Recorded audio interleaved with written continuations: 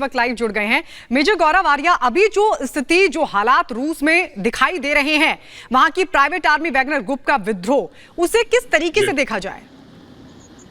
देखिए, दो तीन बातें हैं। पहली चीज तो ये है कि ये खटपट पहले से थी। ये जो वैगनर ग्रुप का मालिक है, ये वेगनी, ये जेल में था पहले।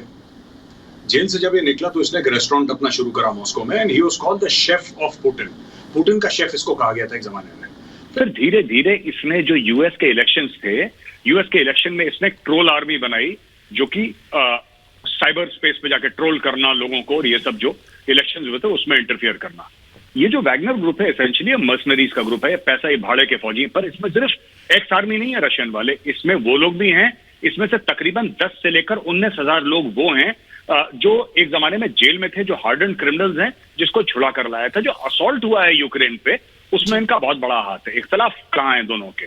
जो रशियन डिफेंस मिनिस्टर है और वैगनर ग्रुप का मालिक है, इसके बीच में, इन दोनों के बीच में जो मतभेद है या इख्तलाफ है, वो इस चीज के हैं कि वैगनर ग्रुप ब्लेम करता है कि रूस की जो फौज है उसको ठीक से लीड नहीं करा गया है।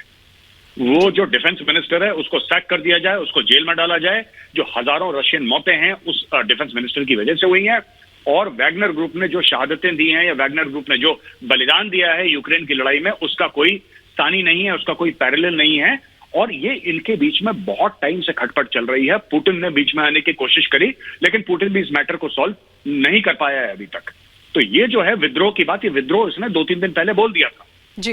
वैगनर ग्रुप के मालिक ने बोल दिया था कि हम करेंगे विद्रोह, और हम इसको मतलब, तो कई जगह उन लोगों ने जो स्पेशल सिक्योरिटी इनकी फोर्सेस हैं सबको अलर्ट कर दिया। लेकिन अब ये जो सिविल वॉर टाइप का जो माहौल है ना, यहाँ जो बन रहा है कि लोग एक दूसरे की बिल्डिंग में घुस रहे हैं वेपन्स लेके वगैरह, ये आप देखिए आगे कैसे जाता है। लेकिन रशियन स्टेट को जब क्रश करना होगा तो क्रश तो कर ही देगा। लेकिन fact of the matter is कि ये मामला बड़ा सीरियस है रशिया के लिए आज की तारीख में। लेकिन मेजर गौरव आर्य, एक सवाल यहाँ पर ये भी खड़ा होता है ना कि इसके पीछे की फिर मुख्य वजह क्या है, एक, और दूसरा ये कि क्या अब इसका निपटारा शांति से हो पाएगा, बैठ करके डिस्कशन होगा, उसके बाद ये पूरा मसला हल होता दिखाई देगा, या फिर कोई दूसरा एक्शन लेने की कोशिश होगी? देखिए, एक्शन तो दूसरा ही होगा। शांति से कभी, रूस का कभी शांति से हल नहीं हुआ। आप रशियन रेवोल्यूशन से देख लीजिए, सेकंड वर्ल्ड वॉर देख लीजिए, रूस ने कभी कोई चीज शांति से हल नहीं करी।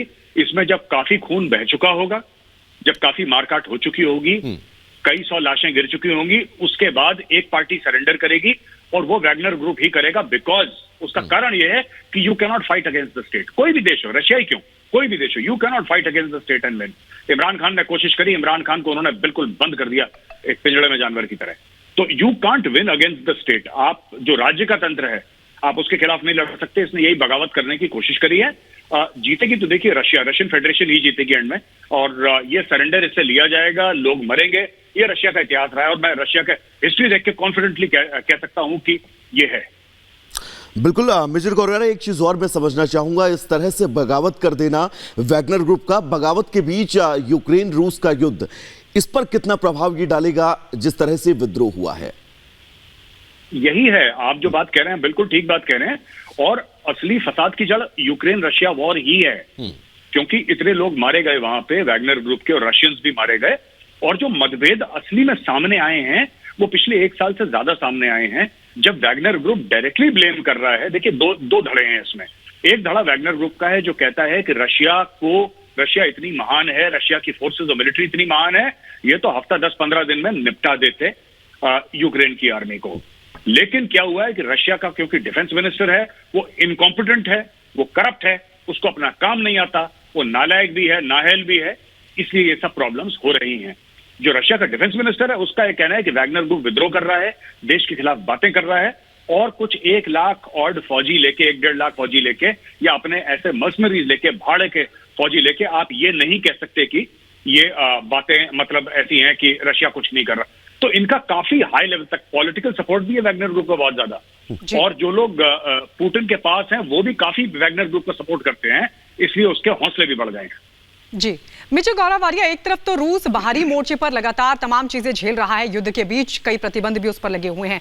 सेना जो हर परिस्थिति में यूक्रेन के साथ युद्ध में डटी हुई है, और खासकर रूस की जो आवाम जो उनके मतभेद हो सकते हैं कि युद्ध होना चाहिए या फिर नहीं, लेकिन फिर भी सरकार के साथ वहां पर खड़ी हुई है। ऐसे में क्या मैसेज जाता है दुनिया में, क्योंकि यह भी कहा जा रहा है कि बाइडेन हर हालात पर नजर बनाए हुए, जेलेंस्की से भी वो बातचीत कर सकते हैं। मनोबल पर कोई असर आप देखते हैं रशियन सेना के? बिल्कुल बिल्कुल, आप बिल्कुल ठीक कह रहे हैं, मनोबल पे ही असर होता है। देखिए फौज का ना, जब तक कोई भी आर्मी हो, इंडियन आर्मी हो, अमेरिकन आर्मी हो, जब तक उसका मनोबल ऊंचा है तब तक लड़ाई चलती रहती है। जो लड़ाई के फैसले हैं वो टैंक, मिसाइल और राइफलों से नहीं होते हैं जी, वो जिगर से होते हैं, वो जिसको कहते हैं कि जोश से और हौसले से होते हैं।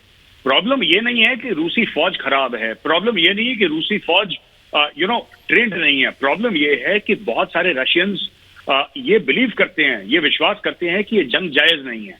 प्रॉब्लम यहाँ पे आती है। और बहुत सारे डिजर्शंस भी हुए हैं रशियन आर्मी में। बहुत सारे रशियन सोल्जर्स ने they have withdrawn and they have said कि we don't want to fight. कई लोगों को जेल में डाला गया है, कई लोग भाग खड़े हुए हैं, इसलिए नहीं कि वो डरपोक हैं। इसलिए देखिए कोई भी जंग होती है ना, कोई भी लड़ाई होती है, अब हम पाकिस्तान के खिलाफ लड़ते हैं तो हमारे पास एक जस्टिफिकेशन है कि ये लोग आतंकवाद करते हैं जी। हम जो इनको सबक सिखाएंगे बिल्कुल ठीक सिखाएंगे सबक इनको, और हम पाकिस्तान के दांत खट्टे कर।